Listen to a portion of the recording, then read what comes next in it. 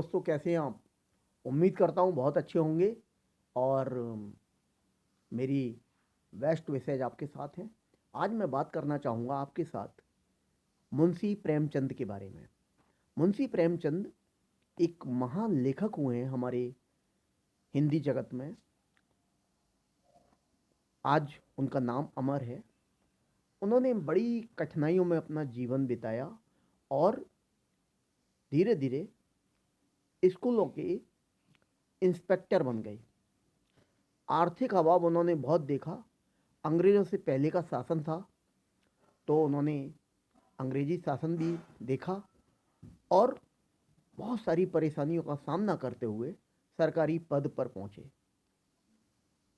बचपन में वे नवाब राय के नाम से कहानियां लिखा करते थे और उनकी कुछ कहानियां पब्लिश होती थी, प्रकाशित होती थी। इनका साहित्य के प्रति बड़ा लगाव था। कुछ ना कुछ लिखना, फिर उसे पब्लिश भेजना करने के लिए, तो बहुत सारी कहानियाँ इनकी छप जाया करती थी। इन्होंने बहुत सारी फेमस कहानियाँ लिखी हैं, आपने कुछ पढ़ी भी होंगी, जैसे कफन, ईदगाह, पंच परमेश्वर, शतरंज के खिलाड़ी, ये बड़ी प्रसिद्ध कहानियाँ हैं इनकी। मंत्र बहुत ही सुंदर कहानी है और हमारे अलग अलग कोर्सेज में भी दी हुई हैं। उपन्यास सम्राट के नाम से इन्हें जाना जाता है। उपन्यास इन्होंने बहुत ही बेहतरीन लिखे हैं जो कि विश्व प्रसिद्ध हुए। इनके कुछ प्रसिद्ध उपन्यास हैं गबन, गोदान, कायाकल्प, सेवा सदन और कर्मभूमि, रंगभूमि, और भी कुछ और हैं जो कि बहुत प्रसिद्ध हैं। गोदान इनका वर्ल्ड फेम नोवेल है। इसमें इन्होंने होरी नाम का एक चरित्र है, बहुत ही बढ़िया तरीके से सजीव बना दिया है। गांव की जो भी व्यवस्थाएं, परेशानियां जो देखते थे, वो अपनी कलम के जरिए ये पूरा का पूरा उतार दिया करते थे। मुंबई भी गए और इन्होंने मुंबई में जब बुलाया गया था तब ये गए थे। अपनी कहानियों के जरिए बहुत सारी फिल्मों का उस समय निर्माण किया जा रहा था और इनको इनवाइट किया गया था, लेकिन मुंबई में इनको मुंबई का माहौल अच्छा नहीं लगा और 1925-30 के बीच में ये बात रही होगी और इनका स्वास्थ्य मुंबई के जलवायु से मैच नहीं खाया और ये लौटकर वाराणसी, जहाँ इनका जन्म हुआ है, लम्ही नामक गांव में, वहाँ लौट कर आ गए, क्योंकि ग्रामीण जीवन इन्हें पसंद रहा और सादा जीवन, उच्च विचार इनके रहे शुरू से। 1880 में इनका जन्म हुआ था और ज़्यादा समय स्वास्थ्य इनका सही नहीं रहा, इसलिए 1936 में 31 जुलाई के दिन इनका देहावसान हो गया। ये हिंदी के बहुत ही माने हुए कहानी लेखक हैं, उपन्यास सम्राट हैं। इनकी कहानियों पर बहुत सारी फिल्में बनी हैं, बहुत सारे छोटे छोटे नाटक भी बने हैं और इनके लड़के जो हुए अमृत राय जी, उन्होंने इनकी एक जीवनी लिखी थी, कलम का सिपाही।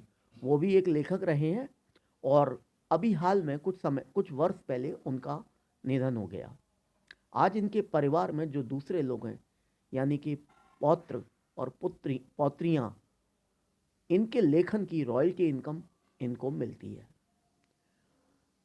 मैंने इनको बचपन से अभी तक कई बार पढ़ा है और मैंने पाया कि ये बहुत ही सुलझे हुए और गरीबी में आदमी कैसे उभर कर ऊपर आता है, कैसे संवेदनाओं को समझते हुए समाज में बढ़िया तरीके से जीने का प्रयास कर सकता है, ये इन्होंने प्रेमचंद जी ने अपनी हर कहानी, हर नॉवेल में दिखाने की कोशिश की है।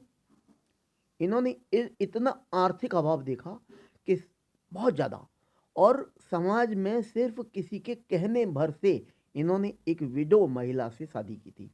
किसी ने कहा आप बहुत अच्छा लिखते हो, आप बहुत अच्छा बोलते हो, विधवा विवाह के बारे में आप बोलते हो, तो किसी विधवा से शादी क्यों नहीं कर लेते। तब इन्होंने समाज को एक सही बात दिखाने के लिए कि मैं जैसा बोलता हूँ वैसा करके भी दिखा सकता हूँ, इन्होंने शिवरानी नाम की एक विडो महिला से शादी की थी और आजीवन उस संबंध को निभाया। मैं सैल्यूट करना चाहूँगा ऐसे कलम के सिपाही प्रेमचंद जी को, और मैं चाहूँगा कि वो अमर रहें हमारे दिलों में, पूरे विश्व के लोगों के दिलों में। और मैं उनको बहुत ज़्यादा प्रेम करता हूँ। आप यकीन नहीं करेंगे कि जब मैं छोटा था, मैंने उनका जीवन परिचय कभी याद नहीं किया था, उनकी कहानियाँ पढ़ता था। जैसे मंत्र है, नमक का दरोगा है, ईदगाह है जिसमें हामिद एक अपनी दादी के लिए चिमटा लाता है। तो उस समय मैं सोचता था कि कभी बनारस जाऊंगा और मैं इनसे मिलूंगा। बाद में ये दोनों मेरी ख्वाहिश है, एक प्रेमचंद जी से मिलने की और एक महादेवी वर्मा